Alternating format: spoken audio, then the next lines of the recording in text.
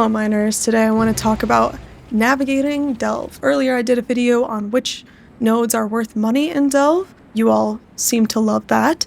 I have not made a lot of progress since that video, since I left for a week to go touch grass. Have not been my computer, but I want to talk about some things like which direction to travel, what the best depth is, how fast to go when you're actually like running in Delve, how to do hidden walls, the biome modifiers, and probably some other things that I don't have written down quite yet. Let's start with talking about depth. Now, in general, deeper is better. 300, I'd say, is attainable for many builds. I'm not a builder.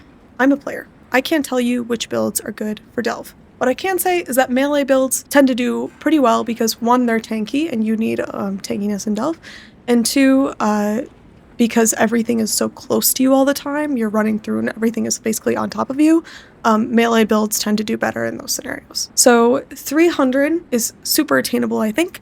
500, I'd say, is better. Obviously, deeper the better. Someone mentioned that the expensive fossils, their spawn rate caps at 600 depth, so that's probably why 300 and 500 are good markers for how deep you want to go. And then once you do that, you just start going horizontal, going sideways. You just kind of go to wherever the money nodes are. Super quick jump cut just to talk about this because I was looking for this graph everywhere at the time. I couldn't find it. I found it now. This right here, this blue line, says Primeval Ruins.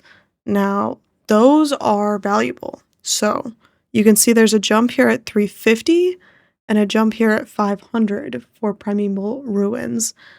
So that is why 350 and 500 are so good, is because you see Primeval Ruins, which has the Crystal King, jumps up at those spots and then it like levels up or goes down after 500. So that's why those two breakpoints are important. In my map, you can see what I did is I started going sideways and I was like, oh, there's a city here. Let me hit up the city.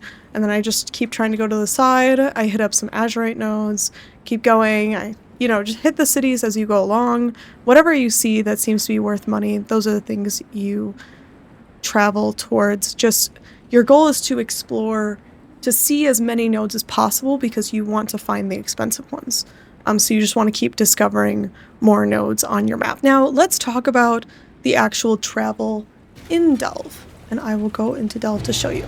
So, in general, I like to stay ahead of the cart. So I typically am always a little bit ahead of the cart because you are pulling the cart as you go along. And I will leap slam probably all the way through. I want to go pretty fast because you don't get any money for this part, so you do not want to spend a lot of time going from node to node. I kill about 70% of the monsters.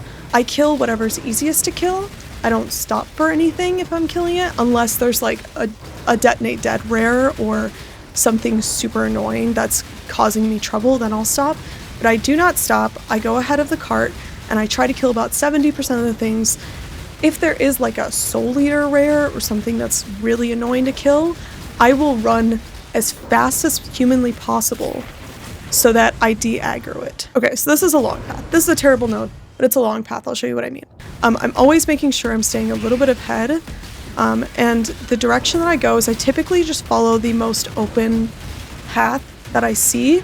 If I see that the cart is not right next to me, then I will like turn around and be like, oh, I went the wrong direction. Let me see which direction to go. If there's a rare that's too scary, I will just go like this. I will jump and jump and jump and run and run and run and run, not killing anything until I de-aggro it, because you do not want to spend really any time in this part. This is the least profitable part. This is the least important part. Typically, you run as fast as you can, which is why there were a bunch of people in the comments being like, hey, you would be going faster in Delve if you had these boots, and you would be going faster in Delve if you did this tier build, and I appreciate you. And I took some of your advice into account because now I have the Stampede boots. You're welcome. The other thing you really need to make sure you have is this phasing flask, quartz flask. This will make your life 10 times easier in Delve. So do you have to have a quartz flask? No, but it is a huge quality of life improvement. The next thing I want to talk about is modifiers to avoid. There are map modifiers in Delve, and they are not quite as scary. There's not so many that brick an area. Now, like this one, which one? This one, side passages contain 51% more currency chests. Sometimes you can use that to think like, oh, maybe it's worth it to do more of the dynamite walls. But chilled ground, blind on hit, max energy shield, these are not scary mods. There are some that are scary. The one that I want to point out is this one right here. Monster damage penetrates 12% of elemental resistances. This one kills me a lot. This is the one mod that I think is really scary. The only other one that I think can be scary is crit strike. If you get monsters have additional crit strike chance and crit strike multiplier, that one can end up in one shots. But this one is typically the one where if I see it on a boss, I can't do the boss. If I see it on a Harbinger node, I can't do it. If I see it on Beyond node, I can't do it. Typically, just try to do the node, and if you find that there's a mod that is really hard for you, then you go around. You see this area right here penetrates LE resistance, and did I go through it? No, I went around it. So if you see a mod like that, you can just go around it. The other one to mention is the additional projectiles. Monsters fire 2 additional projectiles. Can be scary just because when you're doing azurite and you fight those like balls, at the end when they die, they shoot out projectiles that can hurt, and if they shoot out additional projectiles, then you could die right as you finish the node, and then you can't pick up any of the azurite. But at least you completed the node, I guess. So that one can be scary. And then the last modifier to mention, which I don't think I have here, but I've had many times in the past, is sometimes, see, like this is a very scary boss because it has LE pen and it has extra chaos damage. One thing that I look out for on bosses is if bosses have a power or a frenzy charge, they can become very scary. Molten cavities with a power charge, the Genex, the big lava boss with the power charge, is terrifying. Bosses with a power frenzy charge, I watch out for. LE pen, I watch out for. Those are the 2 big ones. The other thing I want to talk about is what I'm calling the rule of pi. Now, many people have talked about this. It is how to find the door to the hidden nodes. Now, if you'll see here, I have a beast node that I would like to do because it could be profit. But I don't know how to get there. What we are looking for here is what I'm calling rule of pi 3.14, or a lot of people call it the 134 rule, and that is because each node, typically, I've never seen it not adhere to this, you have one path leading up to a node like this, you have 3, like this one right here is 1, 2, 3 connections, or you have 4 connections, like this one right here that has 1, 2, 3, 4. It looks like a plus sign here. So this one, we're going to look for anything that has 2 connections because 2 is rare or near impossible or non-existent.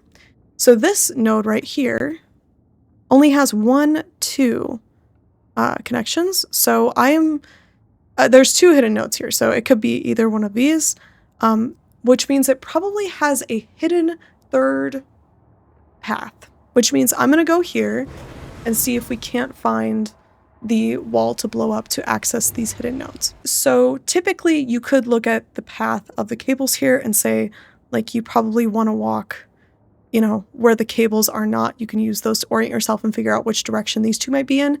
I just walk towards an area that I haven't discovered yet. Obviously it can't be up there. I will go down this way. Nope. Okay, there's no cable over here, so we'll go over here. You want to make sure you have a lot of flares available and dynamite, and we'll see. Okay, this is a path. As you can see, it opens up a little bit. It's not just like a hidden wall with chests behind it. And now when we go back here, we see we've gained access to this thing. Now this has 1, 2, 3 nodes, which means it follows our rule of pi, or 3.14, or 134 rule, whatever you want to call it. Finding this one is going to be a little bit difficult. We know it's not this one because that would give it 2 nodes. It could be the one that we're at that splits up here somehow. It could be one of these. It could be this one. It could be this one. This is a really tough one because everything around it has 3. Typically you'll see something like what I just did where it has 2 nodes and you're just finding the last connection point.